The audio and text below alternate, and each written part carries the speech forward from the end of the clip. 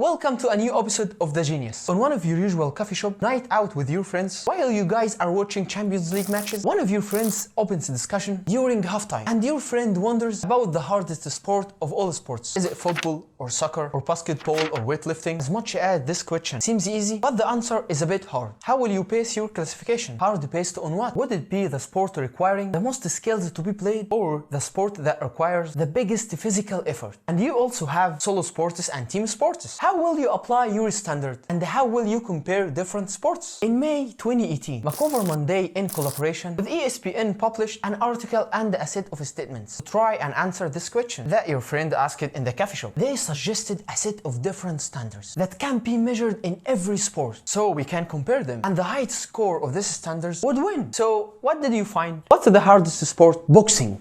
Of course, I know you didn't expect that, as the episode is on Formula 1. But boxing is truly a hard sport, because it's not just a physical strength. It requires the ability to endure physical exhaustion, fast movement and coordination between feet, hands and eyes. And the long rounds can reach up 12 or 15 rounds. So maybe, if someone asked boxing is the hardest sport, this is the logical answer. The question here is, would it be logical to find Formula 1 among them? Sorry, but why would someone watch Formula 1? Some fast and noisy car are driving around each other in a big track. It's not even as action as rally races. Tough tracks. Someone might say it's not even a hard sport, or a sport for that matter. But before I convince you why Formula 1 is a sport and explain why it's very hard, let me tell you some details about it. Formula 1 is the highest level in professional car races. It's like the Premier League. This competition combines extraordinary qualities and stunning performance for drivers, their car, and the car maker. It's originally an engineering race. It mainly depends on huge team and technical stuff that can reach up to 100. Each team participates with 2 cars and 22 races around the world, called Grand Prix. Every year, every team gets a number of points after each race based on its place, and the driver with the most points wins the World Drivers' Championship. Also, the team with the most points at the end of the year wins the World Constructors' Championship, one for the drivers and one for the teams. All cars have to be designed and built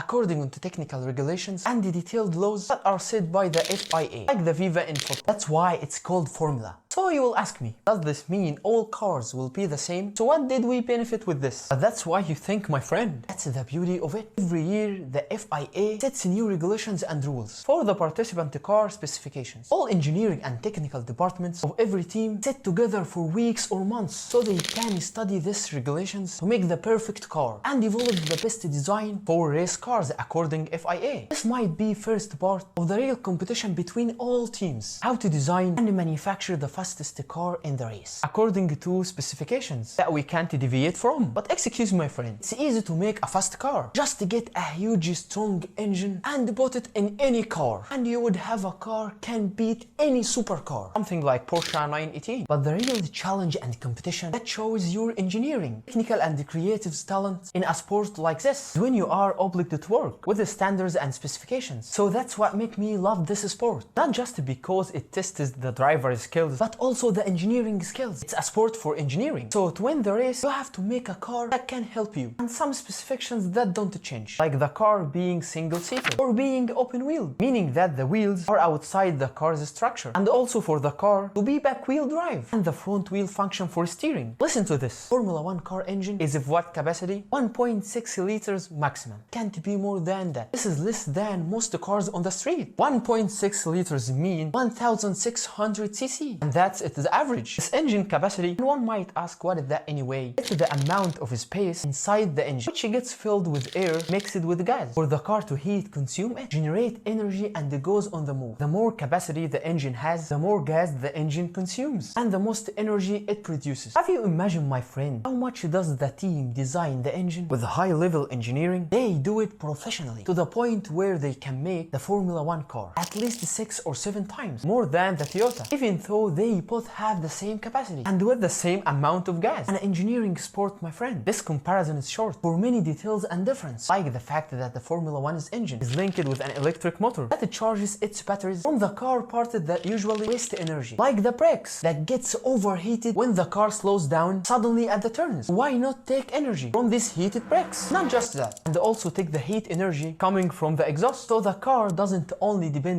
on the consumption engine for motion and speed, but also uses its own energy in a perfect way that highly elevates the car's efficiency. It can accelerate from 0 to 100 and go down to 0 in less than 5 seconds. Can you imagine that? The Tesla car everyone admires goes from 0 to 100 in 3.5 seconds, while this one go from 0 to 100 and go back to 0 all in 5 seconds. It goes back with the brakes and all that in 5 seconds. If you have a car that goes from 0 to 100 in 5 seconds, then it's a fast car. So imagine a car going from 0 to 100 and back again to 0 in less than 5 seconds. The engineering and the design aspects of Formula 1 cars is a never-ending journey. There is always a space for improvement because any change in that car's design would affect another part on the car. For example, we made adjustments for the car wings to create more of what's called downforce. That would make us increase the car's stability, especially on a high speed. So you need something in airspace to push the car downward and keep it steady. This is good because it keeps stability, but it creates an issue that creates a drag force. It increases the drag force on the car, so this affected the car's performance in the race. If we increase the downforce on the car through the front wing only, this can lead to oversteering and the driver loses his control over the car. One more thing that's done in the disc brakes is having thousands of small holes on them. Why? To increase the surface area of the discs. This surface area, when increased, helps in cooling the disc brakes better when they get overheated on the works, and that's great for when they do, but increases something that's not good called thermal mass of the brakes, meaning that the brakes get heated faster and easier. But I want to say that things like that, the team and technical staff are the ones responsible for them, and when you modify one of them to improve something, you would be affecting other things. They are required to reach the best formula, adjust all the small variables, and set a strategy to win, just like any team and a competitive sport. So the claim that Formula 1 is not a sport and the Formula 1 drivers aren't athletes because they don't do anything other than steering right and left, while the car and the engineers do all the work, is a claim far from the truth, because the Formula 1 drivers are among the best athletes in physical fitness, because driving a Formula 1 car is one of the hardest activities one can do. First of all, we have to talk about the G-force. Imagine you driving your car on 120 km per hour on a highway and suddenly a speed bump appears, so you press on the brakes to slow down. In that moment you experience what's called G-force, which is the force you feel when your body nudges forward while you're braking the car. There is inertia, because while your body is moving, you decide to change its speed or direction. According to Newton's laws of motion, your body will try to resist. You are telling it to change the speed and decrease it till 0. You did that with a car, but your body didn't get the news. Now let's get back to Formula 1. To win the race, you need to do one thing: to finish the race first. If you looked at the tracks that the cars race on, you will see they are all different, but they are all designed to have straight parts and turns. That's when the designers and the engineers work on the race cars really show, because during the straight parts, the car has to reach the highest speed in least time, and just before the turn, the car needs to quickly decrease the high speed, take the turn in the least time before it accelerates to reach the highest speed again, and so on. So you can imagine the Formula 1 cars, after all this engineering, and have their speed reaching up to what in the straight parts. The highest speed recorded that a driver had reached was 372 km per hour. It's a huge number. You can go between two countries and come back in 1 hour. And this record was achieved by Valtteri Bottas, the driver of Williams Mercedes, in the Mexican Grand Prix 2016. Imagine the amount of G-force he felt in his body while driving with this insane speed. And in fact, this is average number between the drivers in Formula 1's races, because they drive with insanely high speed. And sometimes if a crash happens, the G-force that the driver feel can reach up 26 G, just like what happened to the driver of McLaren Mercedes in Spain Grand Prix 208. And you have to know the G-force rates are being practiced by military pilots. If normal people were exposed to these levels of G-force, they would pass out. Watch this video with me. The blood reaching the brain decreases, and it's literally pulled and pushed by G-force. That's beside the difficulty breathing. So the Formula 1 drivers are heavily trained to improve muscles of the head, neck,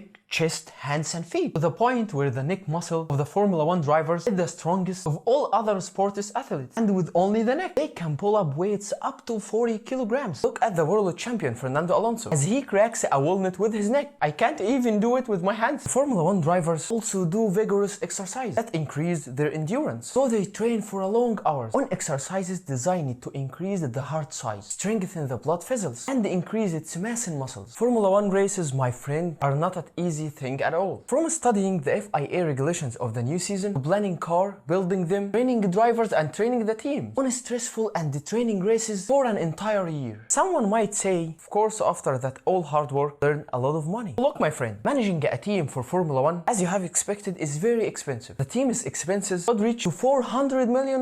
Surely these are very big numbers per season, and not all teams could afford that. That's why FIA had a new rule that teams would spend $140 million only. I know it's a big number, but it's okay. But how much do they earn? Actually, my friend, Formula 1 teams don't earn money. Almost they don't earn any money. They spend as much as they earn from sponsorship. And selling something like shirts, caps, you might wonder, why do they do that to themselves? After all that, they didn't earn anything. But actually, you have to thinking out of the box and think about something called the brand image. What's the image or the feeling you get when you hear a brand's name, like Ferrari? When you hear Ferrari, for example, don't you get the image of a rich, red, luxurious looking car, and also fast with an amazing performance? This mental image is the one that Ferrari trying to paint in everyone's mind and advertise itself that way by its continuous participation in Formula 1 championship for more than 7 years. In reality, my friend, Formula 1 races are more than just entertainment or ads. We can consider it to be a large, expensive engineering and scientific experiment. Think about it. Formula 1 pushes the human brain to its maximum. It makes us think more about what we have and how we can use current technologies. And maybe the sense of competitions that is created between teams by those races is what create the motivation, push humans and the machine forward. And we also use Formula 1 technologies in the car that we use now. So all of that don't go to waste. Last thing they asked the Formula 1 drivers, how while they under the pressure, how did they control and endure the G-force and the pressure? They used the two to put their hands like this, which played the genius episodes, the old ones and the new ones. So you also have to do that. Like the video and subscribe the channel. Goodbye.